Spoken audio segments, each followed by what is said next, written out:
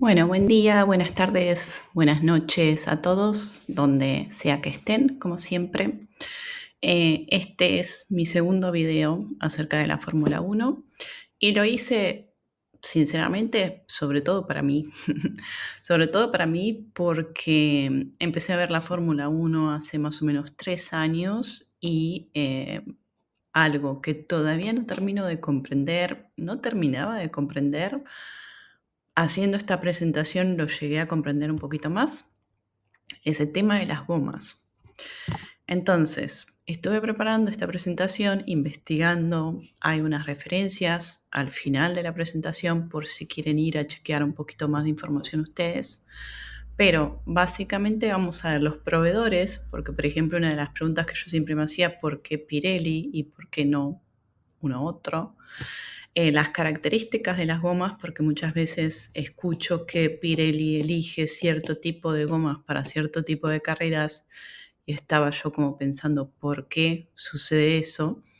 Después un poquito de actualidad, o sea, qué gomas existen hoy en día, qué gomas fabrica Pirelli y para qué tipo de asfalto se usan cada una. Y les voy a compartir las referencias que utilicé para hacer esta presentación y un tema futuro que también se relaciona con una de las preguntas que siempre tengo, que ya les voy a contar lo que es cuando lleguemos ahí.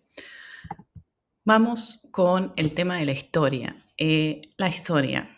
Bien, Pirelli no ha sido el único en este gráfico, pueden ver que tienen en el eje de las Y tienen el tipo de proveedor y en el eje de las X tienen todos los años. O sea, desde que la Fórmula 1 inició, alrededor de 1950, fíjense que estaban Dunlop, estaba Engelbert, estaba Pirelli, Firestone. Unos años después, más o menos a mediados de los 50, empezó también Avon, estuvo Continental. A mitad de los 60 se le sumó Goodyear y estuvo por una gran cantidad de años, hasta casi llegar a los 2000. También estuvo Michelin. Michelin estuvo en dos fases de la Fórmula 1 como proveedor de gomas. Un poquito antes del 80, hasta más o menos mediado de la década de los 80 y después volvió entre el 2001 y el 2007. Volvió Michelin, vamos a ver por qué se fueron, porque bueno, una de las preguntas que yo me hacía era, pensaba que comercialmente, obviamente, tiene que haber un contrato entre la Fórmula 1 y entre el proveedor de gomas, pero pensaba yo, no debe ser la única razón por la cual cambian los proveedores, ¿cierto? Porque deben haber razones, por ejemplo, de investigación. Así que bueno, estuve un poco yéndome más en profundidad a este tema, como a veces me gusta a mí, como que le dicen el rabbit hole, esto de meterse adentro de la cueva del conejo.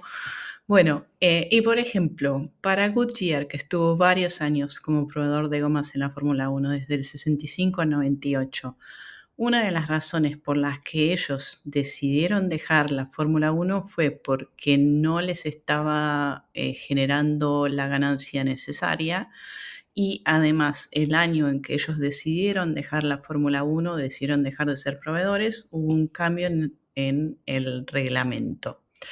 Y ahí se comenzaron a introducir las ruedas con groups, sería como surco, creo que sería la traducción, o podría llegar a ser la traducción, con un tipo específico de surco que no era el tipo que Goodyear venía desarrollando hasta entonces. Y eso les implicaba para ellos hacer un gasto en investigación, en producción, en las fábricas, que obviamente no, como venían ya con algún tema de pérdida económica o de no ganancia económica, por lo que estuve leyendo, no les iba a sumar a su situación económica como empresa tener que fabricar este nuevo tipo de gomas con surcos, con este tipo específico de surcos. Y después, por ejemplo, por todos estos años les decía que Michelin estuvo 2 veces como proveedor de gomas. La segunda fase de Michelin como proveedor de gomas desde el 2001 al 2006 fíjense cómo terminó. Yo no sé si vieron esta carrera.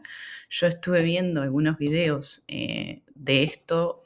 No sabía qué pasaba por detrás, pero una de las cosas que sucedió fue que de todos los equipos que iniciaron la carrera, a través de las prácticas y a través de la quali en este premio del 2005 de Indianápolis, terminaron solamente creo que 3 o 4. Si lo pueden ver, búsquenlo en YouTube porque es realmente entre triste, cómico y un poco como espeluznante ver que realmente eso podía llegar a pasar. Y lo que estuve viendo fue que Michelin en algún momento fue consultado alrededor de 2 o 3 años atrás por qué ellos no intentaban volver como proveedor de gomas de la Fórmula 1.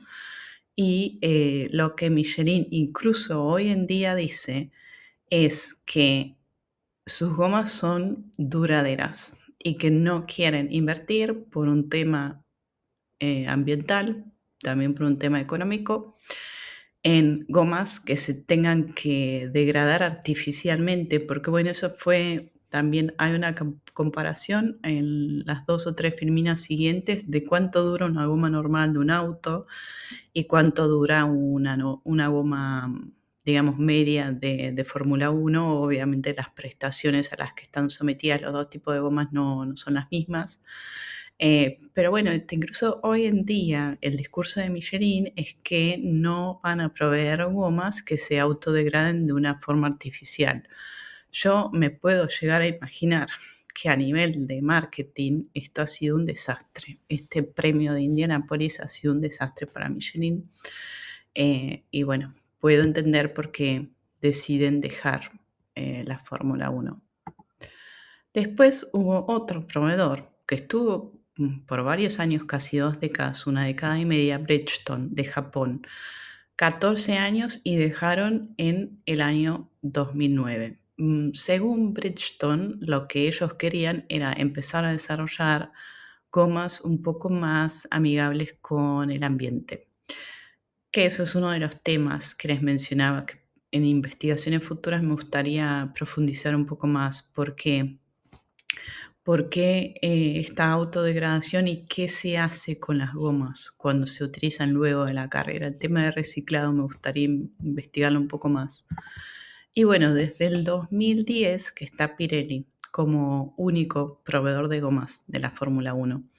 Y hace poco estaba leyendo que Pirelli va a seguir estando hasta el 2027 y en el 2030 hay uno de los objetivos de la Fórmula 1 de llegar a las 0 emisiones de carbono, que tengo que ver un poquito más, leer, profundizar qué realmente significa eso, pero pareciera ser que Pirelli ya está incorporando en sus planes de investigación y de desarrollo cómo aportar en todo lo que es la producción de las gomas para este objetivo del 2030 de la Fórmula 1.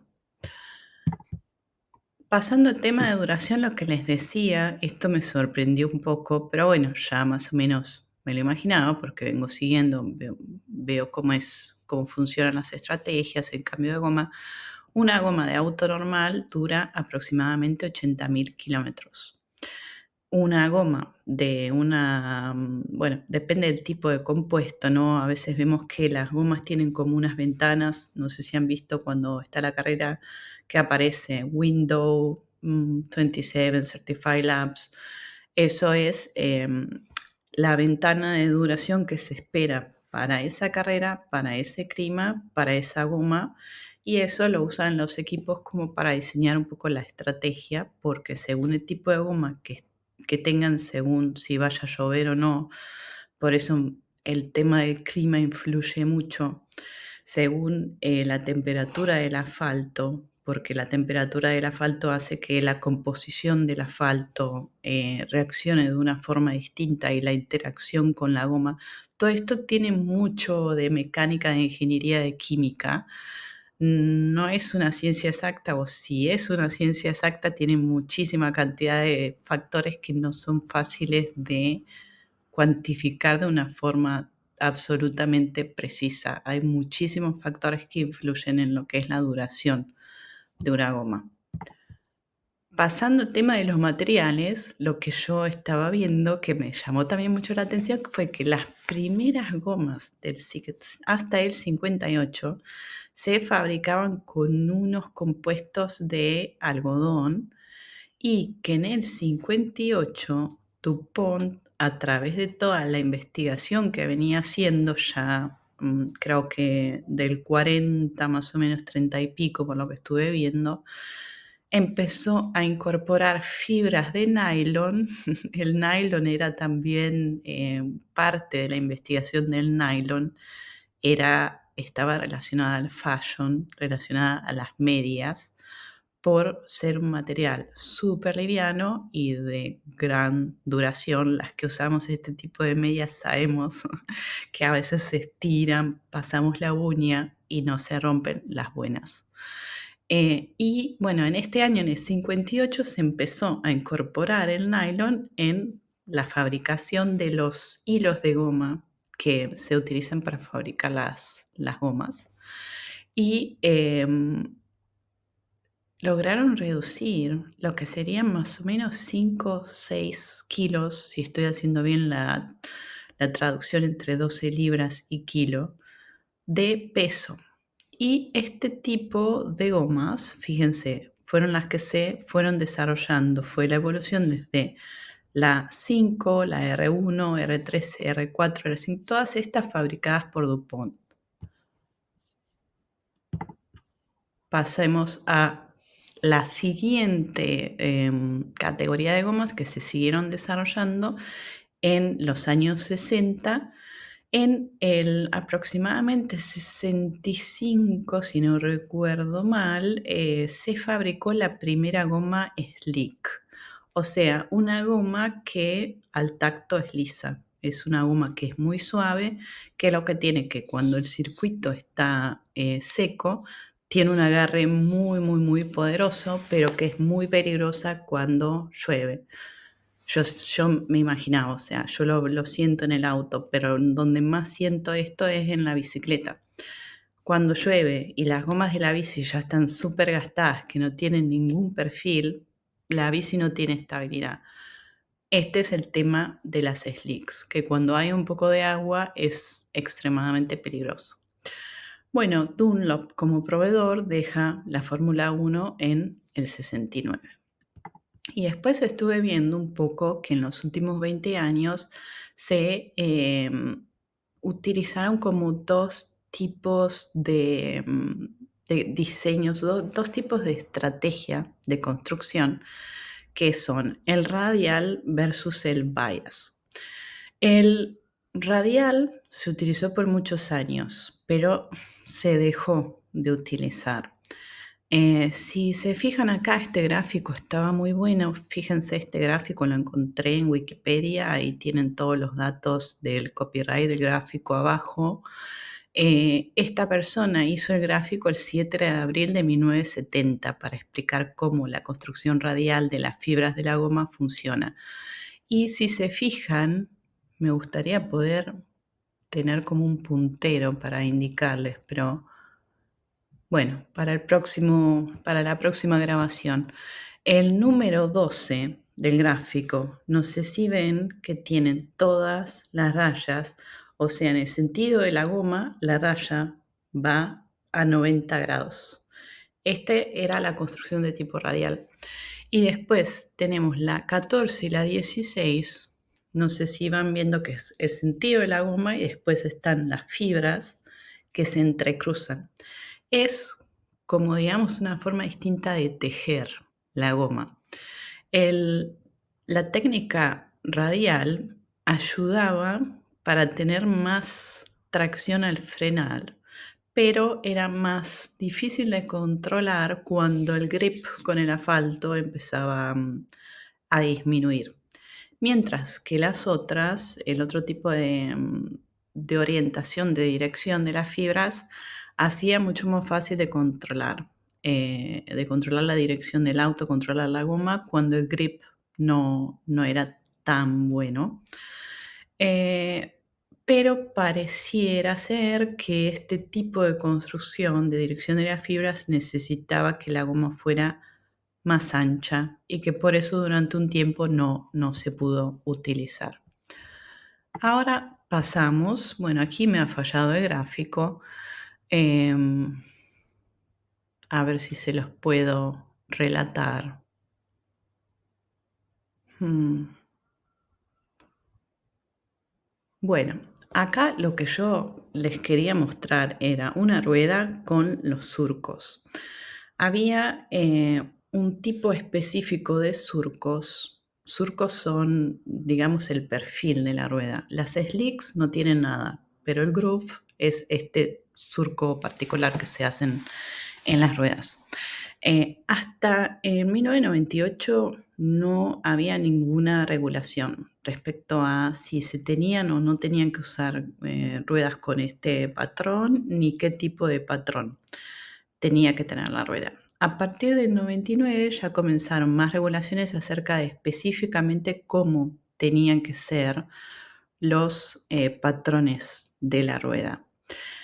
Desde el 98 hasta el 2008, las ruedas planas, las suaves, las slicks, no se utilizaron y la FIA las vuelve a permitir en el año 2008.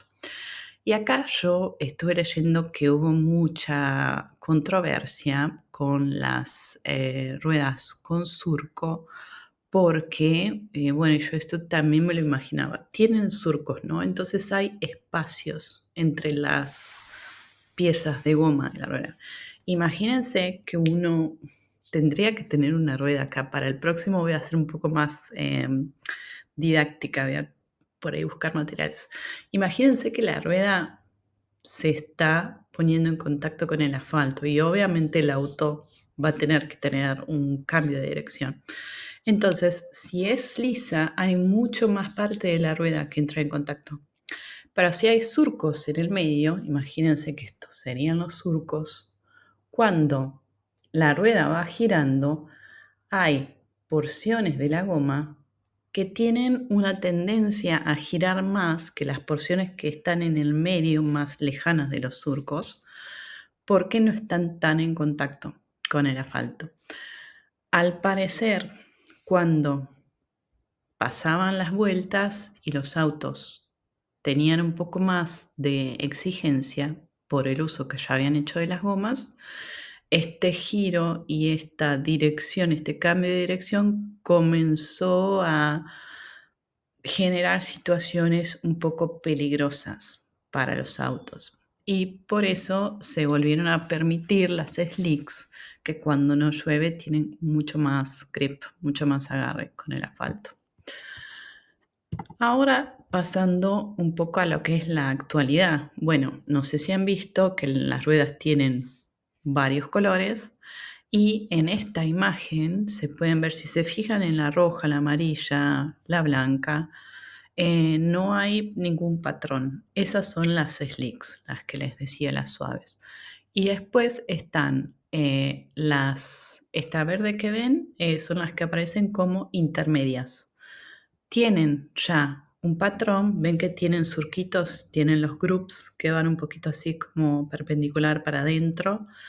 Y vean lo que es la diferencia con las azules, que estas azules son las full wet, totalmente agua, no sé cómo sería la traducción en español, pero ya ven que tienen muchísimos más surcos, tienen como un surco más pronunciado, ojalá pudiera hacer zoom, otra cosa que tengo que aprender para mostrarle un poco más las imágenes. Los surcos son mucho más grandes. ¿Por qué? Porque de vuelta la analogía con la bicicleta. Imagínense que están haciendo una mountain bike con una rueda totalmente fina. Se les va a empezar a resbalar para todos lados cuando agarren las rocas, cuando agarren un poco de agua. Pero la mountain bike suele tener muchísimos más surcos, un patrón muchísimo más pronunciado para poder absorber y para poder, digamos, progresar en el circuito. No hay tanta suciedad, pero lo que hay es agua. Y para poder que ese agua se salga, digamos, del camino de la rueda, es que los surcos son mucho más grandes. Este es el tema de las full wet. Y otra cosa, esos colores que veían de la blanca, bueno, hasta la roja es la soft, amarilla intermedia, la blanca es hard. Básicamente van de la C0, vendría a ser la más dura. La C0 se usa para circuitos cuya asfalto, bueno, digo asfalto, pero en realidad no es solo asfalto, su composición, la composición del circuito, requiera que la goma requiere una goma más dura porque se desgasta más. Mientras que en el otro extremo de todas estas gomas son gomas secas. Se les dice dry, gomas para cuando el circuito está seco. Por eso también cuando llueve mucho en la carrera, el tema de la meteorología es muy importante para la estrategia, porque el auto empieza a perder grip, porque estas ruedas no tienen ningún tipo de surco que les permita absorber el agua, dispersar, no es que lo absorban. La C6 pareciera ser que es una que empezaron a usar este año o el año pasado, y creo que esta la usaron en Imola, que lo que pasaba con la C6 es la más suavecita y se usa para circuitos que sean que no sean tan abrasivos, que sean suaves, y para circuitos callejeros. Otra cosa que esto más va en la dirección de las regulaciones es que Pirelli elige para cada carrera 3 tipos de slicks, entre C0 y C6, de acuerdo a cómo sea el tipo de asfalto, el tipo de circuito. Ellos eligen 3 de los compuestos. Y acá les hice un zoom de lo que ya hablamos, las intermedias y la full wet. Otra cosa que a mí no me quedaba claro es cuántas pueden llevar. Este dato también varía por carrera. Tienen 13 sets, 13 conjuntos entre C0 y C6 dependiendo de lo que elija Pirelli.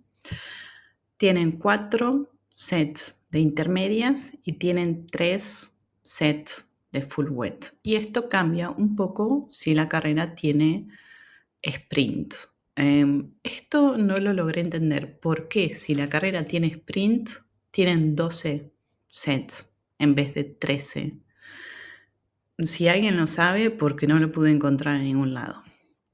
Así que bueno, esto es un poco de historia, de evolución de los proveedores, muy rápidamente un poco de la composición, del perfil de las gomas, los tipos de gomas que se utilizan y un poquito de introducción a las reglas. Si quieren ir un poco más allá, pueden leer alguno de estos artículos que les dejo el link acá. Y como les mencionaba, una cosa que me interesaría mucho es saber qué es lo que pasa con todas estas gomas que se utilizan, cómo se reciclan, cómo Pirelli se asegura que el impacto ambiental esté reducido. Sé que hay mucha investigación respecto al combustible, que eso es algo también que me gustaría introducirme un poco más. Hay varias discusiones respecto a qué tipo de combustible el año que viene, cuando cambian las regulaciones, se va a utilizar. Hay incluso discusiones respecto a cómo las unidades de potencia tienen que funcionar. Todavía no está, por lo que escuché hace 3 semanas, ya no he leído la última semana, 100% establecido qué porcentaje de potencia eléctrica y qué porcentaje de potencia no eléctrica las power units tienen que tener. Y estaba leyendo que hay propuestas para desarrollar un combustible que vaya mucho más en línea con los combustibles que pueden llegar a usar los autos de calle. También por un tema de poder hacer transferencia de toda la investigación que se hace en la Fórmula 1. Esto me parece que es un tema fascinante. Ver qué es lo que se está haciendo en cuestiones de investigación y de tecnología para que estas gomas artificiales que se hacen con compuestos sintéticos no sigan generando basura. Yo estoy segura que hay programas de reciclaje. Pero bueno, otro tema en algún momento, quizá el próximo video, va a ser investigar un poco acerca del impacto ambiental de la Fórmula 1. Así que bueno, espero que hayan aprendido algo. A mí me ayudó mucho a entender un poco mejor sobre todo los diseños, los patrones, la diferencia entre las slicks y las groups, las con surco. Así que bueno, ya suscríbanse si tienen ganas de seguir viendo este tipo de videos un poco más en el geek side, un poco más de ingeniería. Yo soy ingeniera y me gusta entender el deporte un poco más profundamente de a poco porque es un deporte realmente muy interesante y muy complejo.